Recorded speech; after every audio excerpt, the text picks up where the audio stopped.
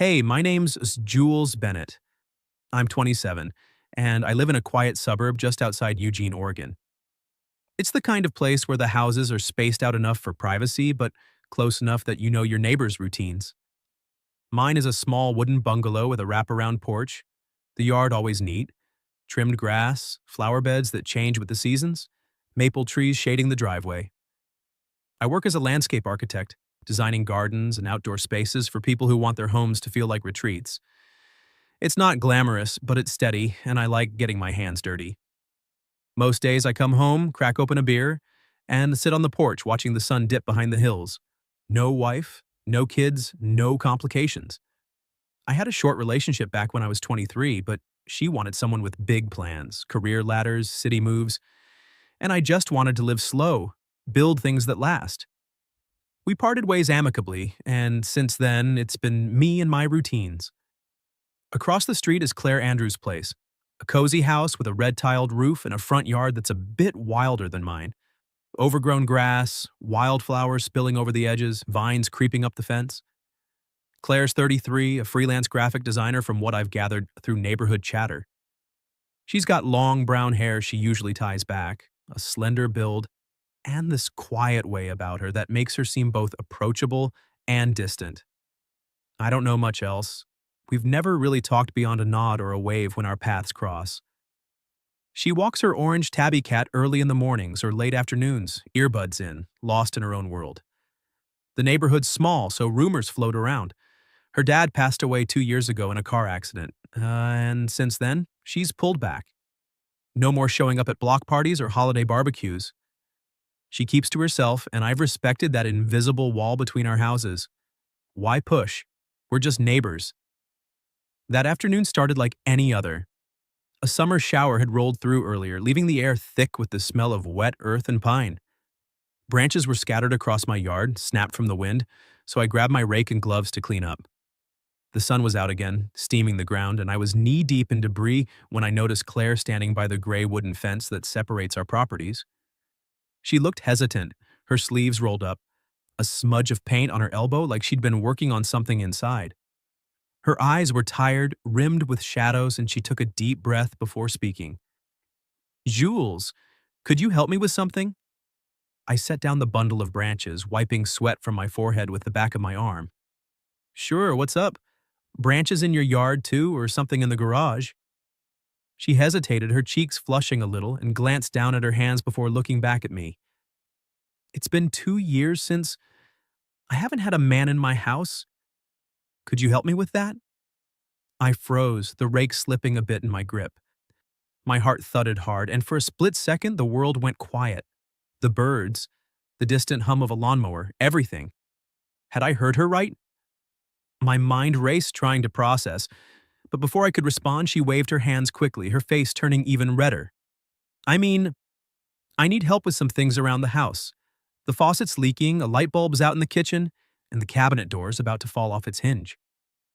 I'm not good at this stuff. I feel so helpless sometimes." Relief washed over me, mixed with a chuckle that bubbled up before I could stop it. I laughed, not at her, but at the awkwardness of the moment, and she joined in, a nervous giggle that broke the tension. "You're the third person this week asking me to fix a faucet," I said, grinning. "I'm no pro plumber, but landscape work keeps me handy with tools. Let me grab my kit, I'll be right over." She exhaled, her shoulders relaxing, and gave me a small, grateful smile. "Thanks, Jules. If it's too much trouble, no trouble at all. Beats sitting at my desk tweaking blueprints all day. Gives me an excuse to stretch my legs." I crossed the street with my toolbox, stepping through her gate for the first time. Her yard was more untamed up close. Dandelions pushing through the cracks in the walkway, lavender bushes half wilted but fragrant. She led me inside, the house cool and dimly lit, with the faint scent of coffee and old books. The living room had a cozy feel, a worn couch, shelves lined with design magazines, and a few framed sketches that must have been her work. We headed to the kitchen, where the faucet was indeed dripping steadily into the sink. As I knelt down to inspect it, twisting the valve and checking the pipes, Claire leaned against the counter, watching. "My dad used to handle all this," she said quietly, almost to herself. "He was the fix-it guy for the whole block. After well, I've been putting things off. I glanced up, seeing the weight in her eyes. Sorry to hear that. Must be tough. I've lost people too, it's never easy. She nodded, crossing her arms. Yeah, 2 years now. Feels like yesterday sometimes. We didn't dive deeper, it wasn't the time. I focused on the task, replacing a washer and tightening the fittings. It took maybe 20 minutes, and when I turned the water back on, no more drip. There. Should hold for a while. If it acts up again, just holler. Her smile was genuine this time, lighting up her face in a way I hadn't seen before. You're a lifesaver, I don't know how to thank you. No need. Neighbors, right? I packed up my tools, but as I headed for the door, she stopped me. Jules, really? Thanks. It's been a while since anyone just showed up like that. I paused, meeting her gaze. There was something vulnerable there mixed with relief. Anytime, Claire, seriously. As I walked back across the street, the evening light casting long shadows from the maples, I couldn't shake the feeling that her words, 2 years without a man in my house, had cracked open a door I hadn't even known was there. It wasn't just about the faucet. And for the first time in a long while, the distance between our houses felt a little shorter. From that first awkward afternoon, things started to shift in ways I hadn't expected. I found myself crossing the street more often than not, toolbox in hand, knocking on Claire's door for one fix or another.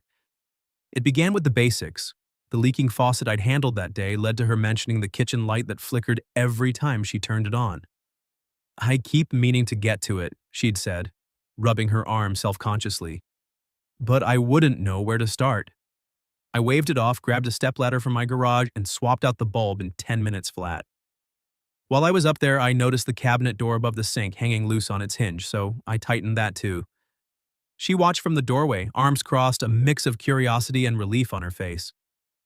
Thanks again, she said as I packed up. I feel like I'm taking advantage of you. You're not, I replied, smiling. Keeps me from staring at my computer screen all evening, besides, it's neighborly. She nodded, but there was a hesitation in her eyes, like she wasn't used to accepting help without strings attached. Over the next few weeks, the requests trickled in. A garage door that squeaked like nails on a chalkboard, a bookshelf leaning precariously because one leg was shorter than the others, even her overgrown lawn that her mower kept choking on.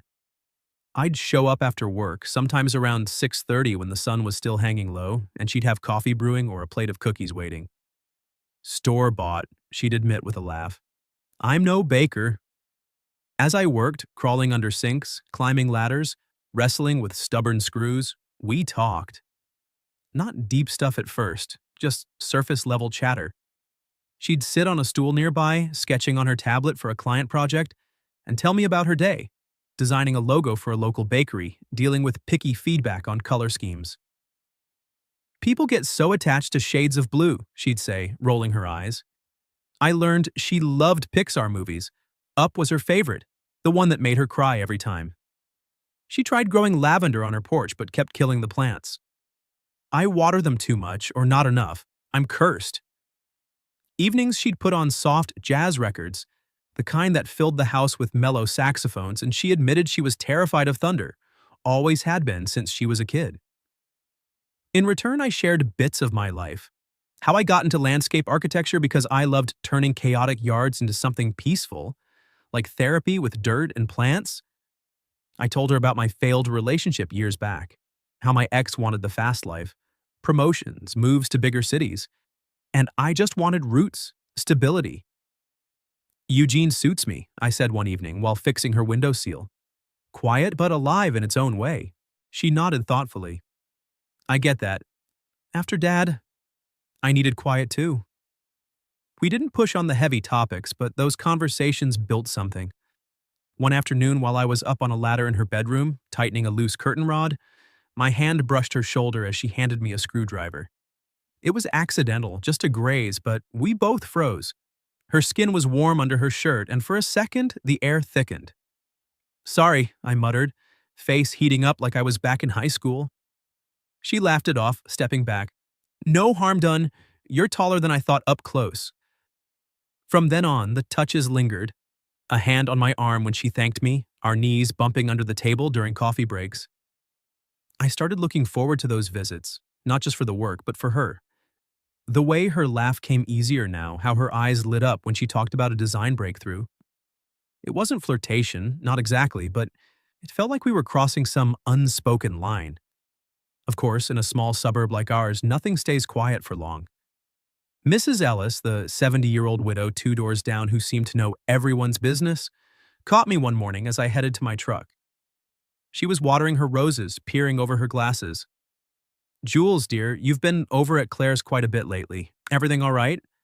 Not just fixing lights, I hope." I chuckled, playing it cool. "Just helping with some house stuff, Mrs. Ellis. She's got a list longer than mine." She raised an eyebrow, a knowing smile tugging at her lips. "Well, good for you. That girl's been through enough. Just be careful. Tongues wag around here." I shrugged it off, but word got back to Claire. A few days later, when I showed up to mow her lawn, she met me at the door looking uneasy, twisting a dish towel in her hands. "Jules, I heard Mrs. Ellis talking. I don't want you getting caught up in gossip because of me.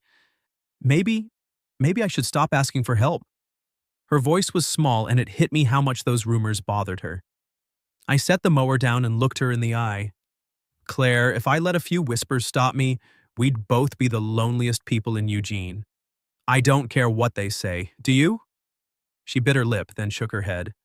"No, but I don't want to drag you down." "You're not. If you really don't need me around anymore, say the word. But if it's just the neighbors, screw 'em." She laughed then, a real one that reached her eyes, and the tension melted. "Okay, screw 'em."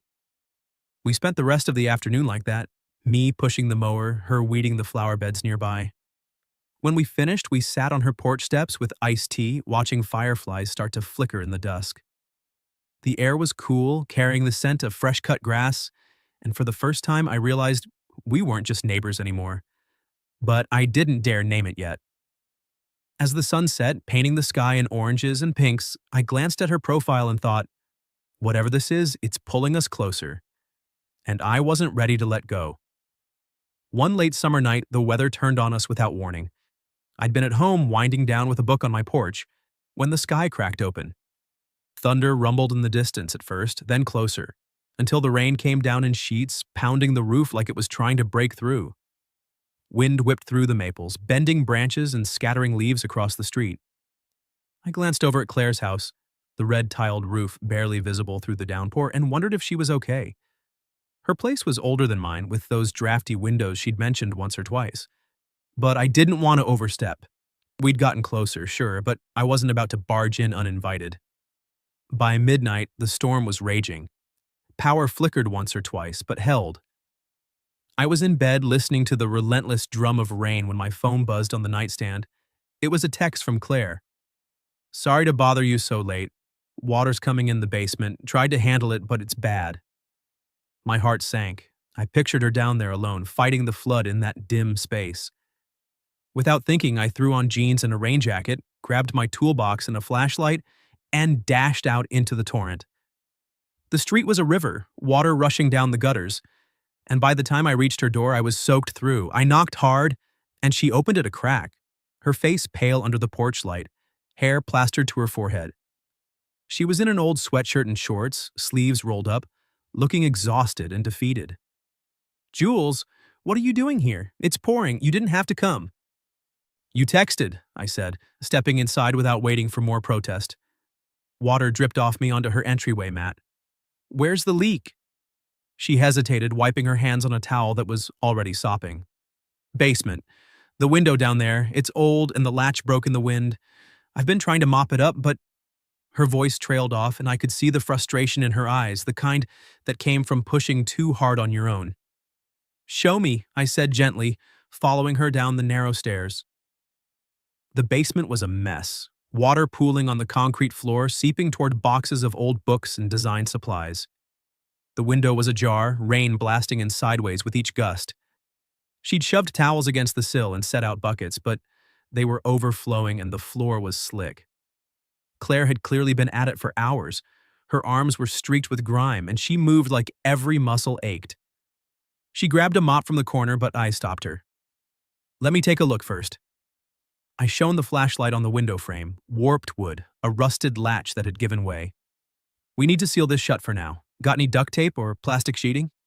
"In the garage," she said, leading the way back up.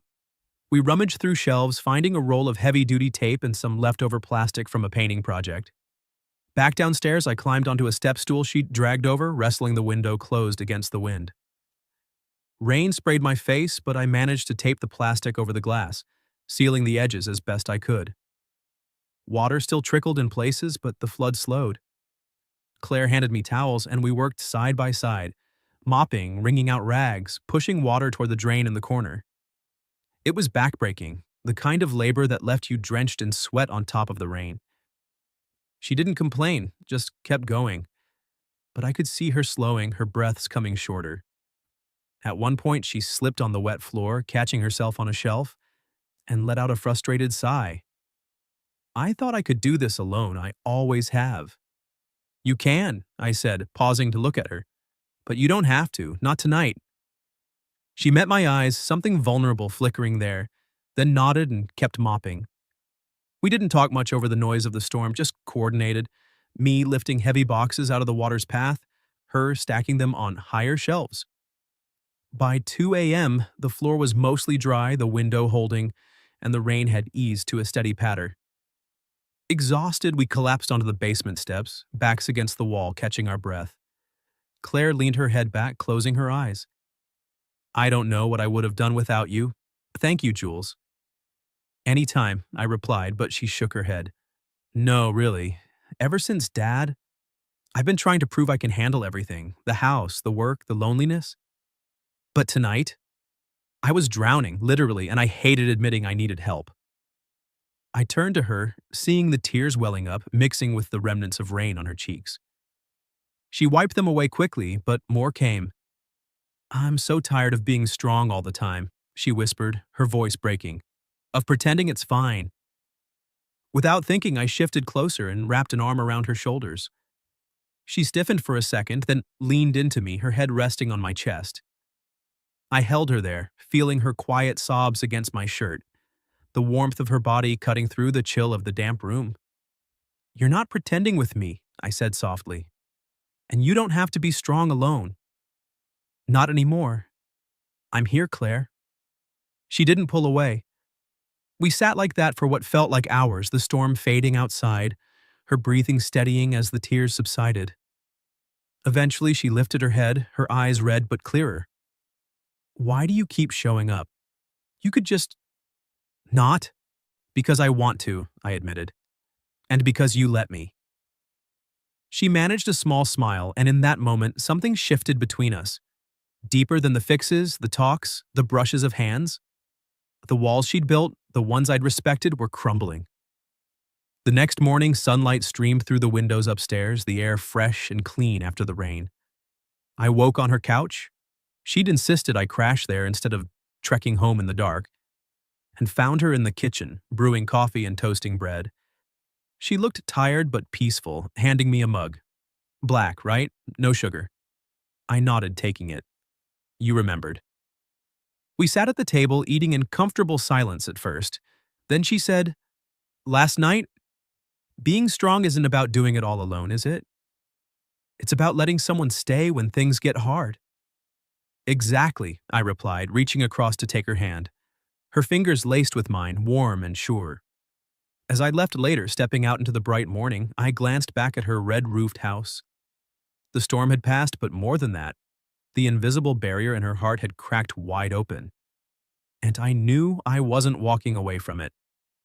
Everything seemed to settle into a quiet rhythm after that stormy night. Claire and I fell into an easy pattern, dinners shared on her porch or mine, walks around the block with her cat trailing behind, even a few evenings where we'd sit and watch old Pixar movies she'd raved about. She'd laugh at the scenes that made her tear up, and I'd pretend not to notice when she wiped her eyes. Our touches grew more intentional, a hand on the small of her back as we navigated the kitchen, fingers brushing when passing a mug of coffee. It wasn't rushed. It felt natural, like we'd been building toward this without realizing it. The neighborhood whispers had died down. Mrs. Ellis even waved at us one morning with a wink, as if she'd decided we were harmless. For the first time in years, I woke up looking forward to the day, not just enduring it. One crisp weekend morning, Claire mentioned the old step on her front porch. "It's been wobbly forever," she said over breakfast at her kitchen table. "Dad always said he'd fix it, but, well, I keep putting it off. It's just a loose board, right?" I nodded, finishing my coffee. "Easy enough. I've got some spare lumber in my garage. Want me to take a look?" She smiled, that real one that crinkled the corners of her eyes. "If you're offering, yeah, but only if you're not busy." "I'm never too busy for you," I replied, and meant it. We headed outside, the air cool with the first hints of fall, leaves starting to turn gold on the maples. I grabbed my pry bar, hammer, and a few nails from my toolbox, kneeling down to inspect the step. The wood was rotted in places, splintered from years of weather. "This might take a bit," I warned. "Gotta pull the old board out first." Claire sat on the porch rail, watching. "Take your time. I'll make us some sandwiches for lunch." I wedged the pry bar under the board, leveraging my weight to lift it. The nails groaned as they gave way, but on the last one, the bar slipped in my grip. The board snapped up unexpectedly, a jagged edge catching my wrist as it flew. Pain exploded, sharp, hot, and I dropped the tool, clutching my arm. Blood welled up fast, soaking my sleeve, a deep gash slicing across the inside of my wrist. "Damn!" I hissed, pressing down hard to staunch it. Claire was there in an instant, her face draining of color. "Oh God, Jules!" She grabbed a clean towel from inside, wrapping it around my wrist, her hands trembling as she applied pressure. "Hold still, keep it elevated. I'll get the first aid kit." Her voice cracked, and I saw the panic in her eyes, wide and frantic. "It's okay," I managed through gritted teeth. "Just a cut. I've had worse falling off ladders at work." But she wasn't listening, fumbling with the kit on the porch steps, pulling out gauze and antiseptic. As she cleaned the wound, her breaths came short, tears slipping down her cheeks. "This is my fault. I shouldn't have asked you to do this. If something happens to you, I can't lose anyone else." Her words tumbled out raw and broken. I reached out with my good hand, cupping her cheek to make her look at me. "Hey, Claire, stop. I'm right here. It's not your fault. I'm the klutz who slipped." She shook her head, more tears falling as she bandaged me up, her fingers gentle but unsteady. "You don't get it. After Dad, every little thing scares me. What if I open up, let someone in, and then gone? I can't do it again. I just can't." The pain in my wrist faded to the background as I saw the depth of her fear. The walls she'd let crack during the storm now threatening to rebuild. I pulled her closer, ignoring the sting, and she collapsed against me, sobbing quietly into my shirt. "I'm so scared, Jules, of needing you, of losing you." I held her tight, my heart aching for her. "Claire, listen. I'm not here because I feel sorry for you or because I want to play hero. I'm here because I need you too. Because these past weeks, they've made me feel alive in a way I haven't in years. I love you, messy parts and all." She lifted her head, eyes searching mine, vulnerable and shining. "You love me?" "Yeah," I said, my voice steady despite the throb in my arm. "I do, and I'm not going anywhere. Not unless you tell me to."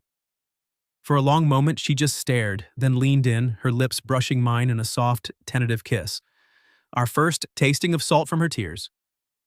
It wasn't passionate, it was real, a promise in the quiet. She pulled back, whispering, "I don't know if I can love again. But with you, I want to try." We sat there on the porch as the sun climbed higher, her head on my shoulder, my bandaged arm resting carefully in my lap.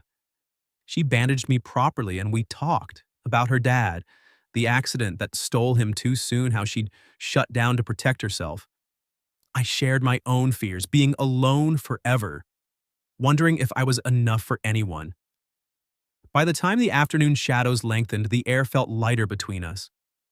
As she dozed off against me, the pain in my wrist a dull reminder, I stared out at the street.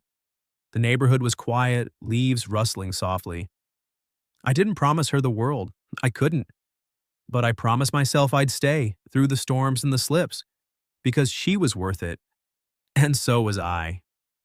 Fall swept into Eugene like a painter's brush, turning the maples into a blaze of red and gold. The air grew crisp, carrying the scent of damp leaves and wood smoke from chimneys down the block. Claire and I had settled into something solid after that day on the porch. The day I bled and we both bared our souls. We weren't just neighbors anymore or even just friends, we were something more.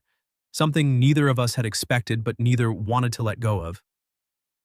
The neighborhood caught on, of course. Mrs. Ellis stopped her sly comments, replacing them with warm nods when she saw us together, and other neighbors started inviting us to their barbecues as a pair. It was subtle, but it felt like the street had decided we belonged. Claire changed in those weeks. She started tackling small fixes herself, swapping out a burned-out bulb in her hallway, oiling a squeaky door hinge. She'd text me pictures of her handiwork, half proud, half teasing. Look, I didn't break anything. I'd laugh and show up anyway, not because she needed me to, but because I wanted to see her smile when she got it right. One afternoon, she dragged me to the hardware store to pick out paint for her living room, insisting on a soft sage green to make it feel alive again. We spent a weekend rolling paint onto the walls, getting specks on our faces, her cat weaving between our legs. It wasn't just the house she was fixing, it was herself, piece by piece. I was changing too. I'd always been the guy who liked his own space, content with my quiet nights and solitary routines. But now I woke up thinking about her, how she'd look in the morning light, hair messy, sipping coffee in her kitchen. I started imagining a life beyond my bungalow, one where our yards weren't separated by a street. It scared me a little how much I wanted that, but it felt right, like a garden finally taking root after years of barren soil. One Saturday morning, as the first leaves began to fall, I was in my yard raking when I heard Claire's voice call out, "Jules, you gotta see this." I dropped the rake and jogged across the street, finding her on her front lawn, beaming like a kid. Her old lawnmower, the one that always jammed, was humming along, and the grass was freshly cut in neat rows. "I fixed it," she said, hands on her hips, a smudge of grease on her cheek. "Took it apart, cleaned the blades, even watched a YouTube tutorial. I'm basically a mechanic now." I laughed, stepping closer to wipe the grease off with my thumb. "You're a menace. What's next, rebuilding the engine?" She swatted my hand away, grinning. "Don't tempt me. Come on, I made lunch. Celebrate my victory." We ate sandwiches on her porch, the sun warm despite the cool breeze, her cat sprawled across the steps. Between bites, she looked at me, her expression softening. "You know, I used to be terrified of everything breaking, pipes, lights, me. I thought if I couldn't fix it all alone, I was failing. But now, I don't feel that anymore. Not with you here." I set my plate down, reaching for her hand. "That's because you let me stay. And because you're stronger than you give yourself credit for." She squeezed my fingers, her eyes steady. "I'm not afraid anymore, Jules. Not of storms, not of being alone, not even of screwing up a paint job. You showed me I can lean on someone and still be me. And you showed me I'm not meant to be alone," I said, my voice quieter. "I used to think I was fine by myself, but now, every morning I wake up wanting to see you out here, messing with your lavender or cursing at that mower." She laughed, the sound bright and free, and leaned her head against my shoulder. We sat like that for a while, watching leaves drift across the yard, the street quiet except for the occasional car passing by. It was simple, but it was ours. As the weeks turned into months, we became the neighborhood's unofficial handyman duo. When Mrs. Romano's fence started leaning after a windstorm, we showed up with hammers and nails, laughing as Claire tried to hold the posts steady. We hosted a small barbecue in my backyard, Claire insisting on grilling despite her questionable skills. And the neighbors brought pies and stories, the night filled with warmth. Her house, once dark and silent, now glowed each evening, the windows casting light onto the lawn. It wasn't just about the fixes. It was about building something, together. One evening, as we sat on my porch, wrapped in a blanket against the October chill, Claire turned to me. "That day I asked for your help. 2 years without a man in my house? I didn't know it would lead to this. To us." I pulled her closer, kissing the top of her head. "Best misunderstanding of my life." "You opened a door, Claire. I'm just glad I walked through." She looked up, her eyes reflecting the porch light. "And I'm glad you stayed. Our life wasn't perfect. We argued sometimes about paint colors, about whose turn it was to clean the dishes after dinner. But those moments felt small against the bigger truth. We'd found each other. Two people who'd been carrying their own weight for too long, learning to share the load. Claire's house, with its red roof and wildflowers, wasn't just hers anymore. It was ours, a place where neither of us had to be strong alone. And as the seasons changed, I knew one thing for sure. Whatever came next, we'd face it side by side, building a home out of the broken pieces we'd both brought along.